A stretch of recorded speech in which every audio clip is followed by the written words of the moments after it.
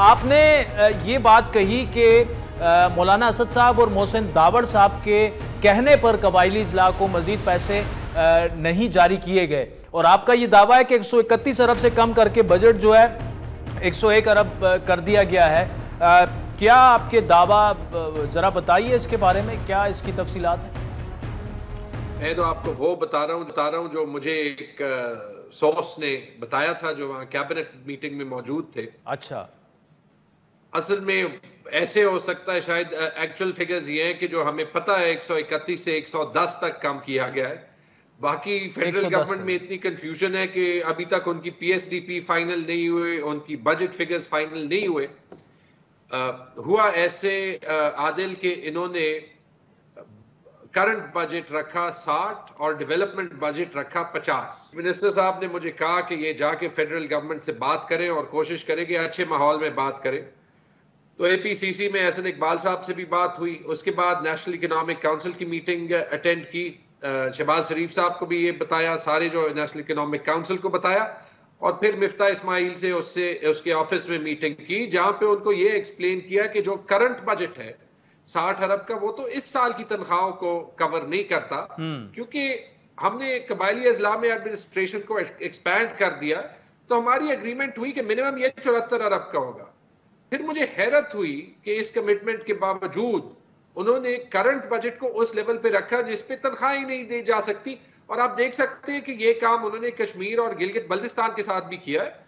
लेकिन ये मुझे बताया गया अफसोस के साथ कि इसकी मुखालिफत वहां पे मोहसिन दावड़ ने की, वहां पे मौलाना असद ने की, और अगर नहीं की तो फिर वो क्लैरिफाई कर दे कि उन्होंने कबायली अजला का बजट ज्यादा क्यों नहीं मांगा। दूसरी चीज मुझे हैरत ये हुई कि ये कोई लेन देन की बात नहीं है, फेडरल ब्यूरोक्रेसी का भी एक काम है कि ये फिगर्स, और चूंकि कबायली अजला का ट्रांसफर फेडरल गवर्नमेंट से आता है जब तक एनएफसी ना हो, कि ये एंगेज करके पता लगाए हम ज्यादा मांग रहे हैं तो वो भी बुक से पता चल सकता है, कम मांग रहे हैं तो वो भी बुक से पता चल सकता है।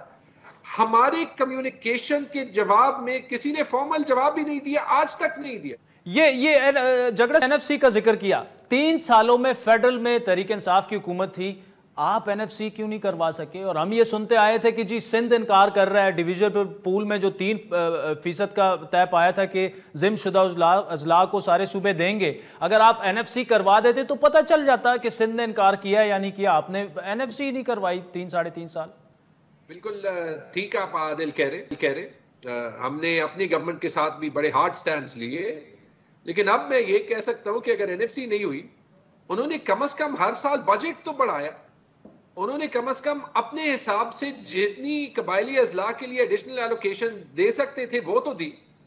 एनएफसी में आदिल मसला सिर्फ सिंध का नहीं था, उस वक्त पंजाब का भी था। मैं ओपनली बात कर रहा हूं, कबायली अजला का बजट एक नेशनल कॉज है।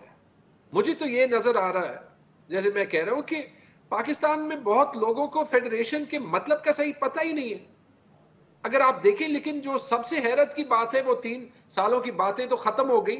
ये रिकॉर्ड पे आना चाहिए कि उन 3 सालों में इमरान खान ने वफाकी हुकूमत की एलोकेशन कबायली अजला के लिए 40 अरब से 130 अरब की। लेकिन ये हैरत की बात है कि हमारे अपने सूबे के ही भाई जो अभी वफाकी हुकूमत में है, अपनी सियासत के लिए, जिसमें वो लोग जो कबायली अजला से बिलोंग भी करते हैं वो उसकी करते हैं, शायद उनके ख्याल में ये डेवलपमेंट प्रोजेक्ट्स के पैसे थे, यार आपने अपने लिए जो करना है वो करें। लेकिन ये टीचर्स को तनख्वाहें जो है ये चेक आप खुद देंगे, ये एक क्राइसिस बनेगा। ये जिस तरीके से इन्होंने 7 अरब डॉलर जो है वो बजट में नहीं दिखाए, जिस तरीके से इन्होंने टैक्स ब्रेक्स दिए कि जो 10 लाख रुपए तनख्वाह कमाए उसको 3.5 लाख रुपए की टैक्स ब्रेक, और जो 20,000 रुपए कमाए उसको 2,000 रुपए का स्टाइपेंड, ये उसी इनकॉम्पिटेंस की एक कॉल। अच्छा, जब मुझे बताइएगा 2018 और 19 में एक्चुअल एलोकेशन कितनी हुई फाटा के लिए, कबायली जिम्मेशुदा अजला के लिए, और आपने स्पेंड कितने किए? क्योंकि ये भी एक थ्योरी है कि आप लोगों से तो पैसे ही लैप्स हो रहे हैं, वहां पे लगा ही नहीं पा रहे आप। नहीं, ये कोई पैसे लैप्स नहीं हुए। ये जो बजट के लैप्स होने की बातें होती हैं, ये हमारी यहाँ के फाइनेंशियल डायनामिक्स की मिसअंडरस्टैंडिंग है। खैबर पख्तूनख्वा वो वाहिद सूबा है जो एक्चुअल एक्सपेंडिचर भी पब्लिश करता है हर साल। मैं आपको पिछले साल की किताब दे सकता हूं, उससे पिछले साल की किताब दे सकता हूं। इस साल 100% डेवलपमेंट फंडिंग भी स्पेंड हुई, और जैसे मैंने कहा करंट बजट 60 अरब रुपए ट्रांसफर हुए, टीडीपी बजट 5.6 अरब रुपए ट्रांसफर हुए। आखिरी क्वार्टर में इस इंपोर्टेड हुकूमत ने करंट बजट के अलावा ये जून में कोई पैसा नहीं दिया, डेवलपमेंट बजट का एक पैसा नहीं दिया था। जब शोर मचाया तो 17 अरब में 8.5 अरब दिए। टीडीपी बजट के जो बकाया जात है 11.4 अरब, एक पैसा नहीं दिया। एनएचपी का एक पैसा नहीं दिया। जैसे आपने देखा जीबी और कश्मीर में भी वो प्रोटेस्ट कर रहे हैं। ये इनकी जीटी रोड की सियासत है। पैसे लैप्स नहीं होते। मैं कल मरियम औरंगजेब को भी सुन रहा था सलीम साफी के साथ जी कि इन्होंने बजट इस साल जो है वो सारे पैसे ट्रांसफर नहीं किए। हैरत है कि पैसे इन्होंने आखिरी क्वार्टर में ट्रांसफर नहीं किए। अच्छा, मुझे जगरा साहब ये बताइएगा, देखिए ये जो डेवलपमेंट बजट है जिम्मेशुदा अजला का, उसमें सिक्योरिटी की मद में जो पैसे खर्च हो रहे हैं क्या वो तो शामिल नहीं है? क्या वो अलग है? सिक्योरिटी पे अगर आप बताएं कि कितने पैसे लगे और रिहेबिलिटेशन पे कितने पैसे लगे वहां पर? आदिल, सिक्योरिटी और रिहेबिलिटेशन के एग्जैक्ट फिगर्स नहीं है। अच्छा। एक वक्त में एक कंट्रोवर्सी चली थी कि कोई 40 अरब रुपए अकाउंट नहीं हो रहे। वो एक्चुअली एक कंप्लीट मिसअंडरस्टैंडिंग थी एक अकाउंटिंग की, जो है कि मैं खुद हैरत से देख रहा था कि यार 40 अरब रुपए कहाँ से जा सकते हैं। जो हम टिपिकली बजट लैप्स होने की बातें जो है वो करते हैं। और बाय द वे, अगर कबायली अजला में सिक्योरिटी पे पैसे लगेंगे तो बिल्कुल वो ठीक है। अगर कबायली अजला में जो दूसरे पैसे जो टेम्पररी डिस्प्लेस पर्सन्स पे लगे तो बिल्कुल वो ठीक है। और बजट के हेड्स जो हैं वो सिर्फ वहां पे नहीं, फेडरल बजट में भी, सूबाई बजट में भी चेंज होते हैं। ये सब कुछ जो है वो चेंज होता है। लेकिन जो समझने की बात है वो ये है कि कबायली अजला में तो 70 साल में इंफ्रास्ट्रक्चर ही नहीं बना था ना।